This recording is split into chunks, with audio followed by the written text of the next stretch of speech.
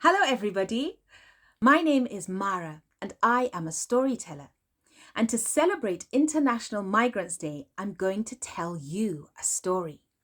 But I suppose we should probably ask the question, what is a migrant?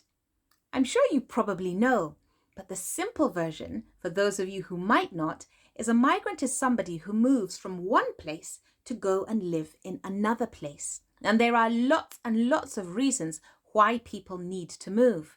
But the lovely thing is that wherever migrants go, they don't go empty-handed.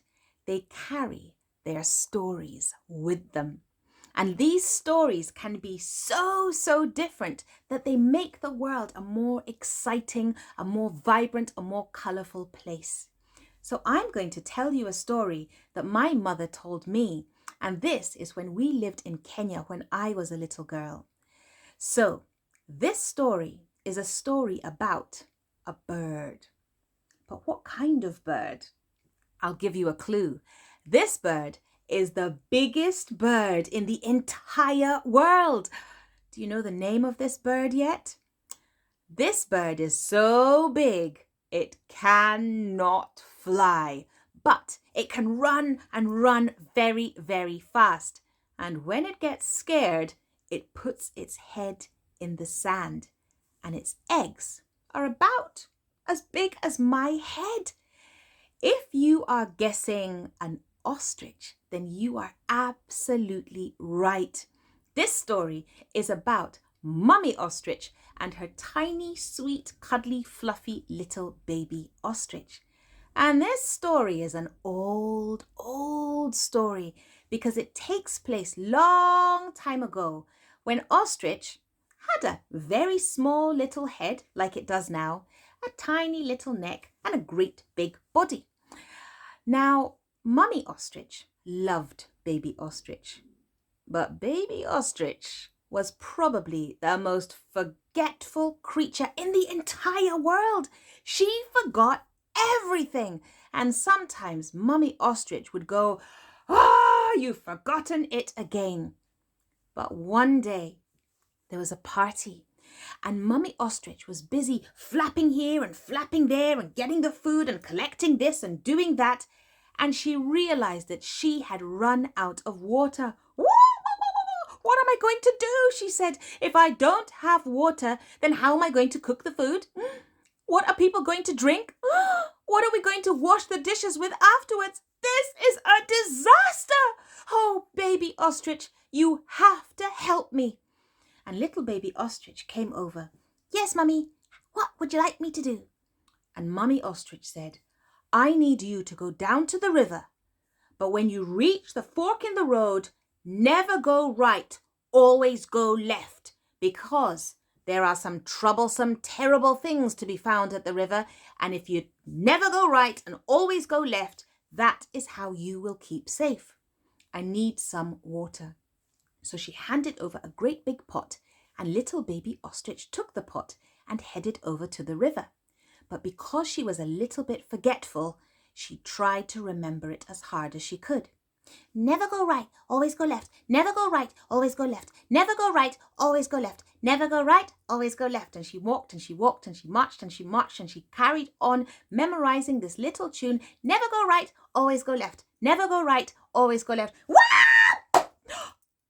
She tripped on a great big root of a tree and she stood up, she picked up that pot and she continued on her way. "Always go right, never go left. Always go right, never go left. Always go right, never go left." And when she reached the fork in the road, "Always go right, never go left." And she turned right and she marched on towards the river. And when she arrived, she saw a strange looking log floating towards her, getting closer and closer.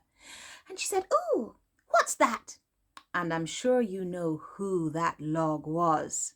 It was Crocodile. And Crocodile said, "Oh, hello, little Baby Ostrich. I have a little bit of a problem. I hope that you can help." And Baby Ostrich was a very kind ostrich and said, "Oh, if I can help, I'd love to." And Crocodile said, Well, I have a bit of a toothache. If you wouldn't mind just having a little look. And he opened his mouth wide. And little baby ostrich, well, she peered in and, I can't really see anything. Oh, baby ostrich, is the tooth right at the back? Crocodile said. You might have to put your head inside my mouth. And little baby ostrich really wanted to help. And so, okay then. And she put her head inside Crocodile's mouth. And I'm sure you know what happened. Boom!